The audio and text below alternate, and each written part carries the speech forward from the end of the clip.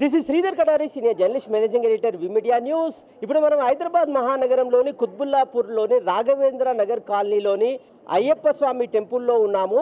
ద్వితీయ వార్షికోత్సవం చాలా అద్భుతంగా జరిగింది. ప్రధాన పూజారి గారు సాయి కుమార్ శర్మ గారు ఉన్నారు. ఆయన అడిగి మరిన్ని వివరాలు తెలుసుకుందాం.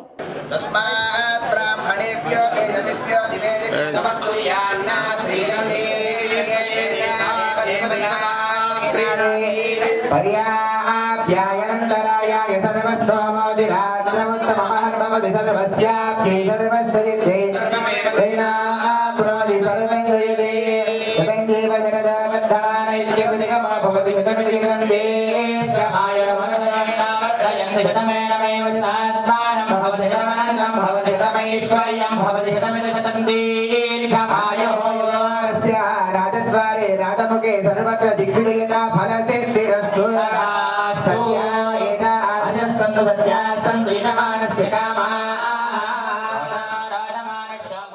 చాలా మనకి ఉన్న జంట నగరాల్లో ప్రతి దేవాలయంలో కూడా స్వామి మణికంఠుడు 1.5 అడుగు 2 అడుగుల రూపంలోనే ఉంటారు. ఇక్కడికి వచ్చారు ఏంటంటే పానవట్టం మీదే కొంచెం చాలా పెద్దదిగా కనపడతారు స్వామి. మరి వాళ్ళ చేత వాళ్ళ మనసులో కనపడి మాకు ఇంత చెయ్యండి అని చేయించుకున్నాడు ఆయనే, నేను ఇట్లా ఉంటాను ఇక్కడ అని. అందువల్ల ఏంటంటే ఎక్కడ ఇంత పెద్ద విగ్రహం ఉండదు.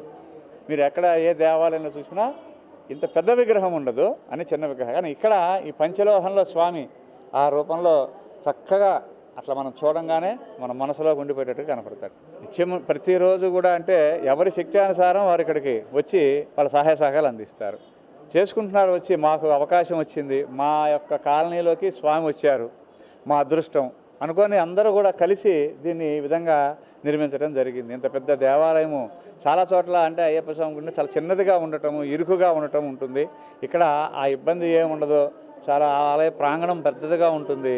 ఎవరన్నా ఎక్కడైనా వచ్చి చక్కగా ఇరుముళ్ళు కట్టుకోవటం, కూర్చోవటము, భిక్ష చేసుకోవటము, పూజ చేసుకోవటం, ఏది ఏ రూపంలో మనం ఎట్లా చేసుకుంటే అలా కనిపిస్తాడు స్వామి. నేను ఈశ్వరుడికి అభిషేకం, స్వామికి అభిషేకం చేసాము నాకు ఈశ్వరుడు అనుకుంటే ఈ లింగ రూపంలో కనపడతాడు. లేదు నేను అలంకారం చేస్తున్నాను నాకు వెంకటేశ్వర స్వామి అంటే చూడండి వెంకటేశ్వర స్వామి కనపడతాడు. వాళ్ళకు నరసింహస్వామి కనపడ్డారట. మరి ఎట్లా చెప్పండి, ఎట్లా ఏదో సాధ్యమైంది? ఎట్లా?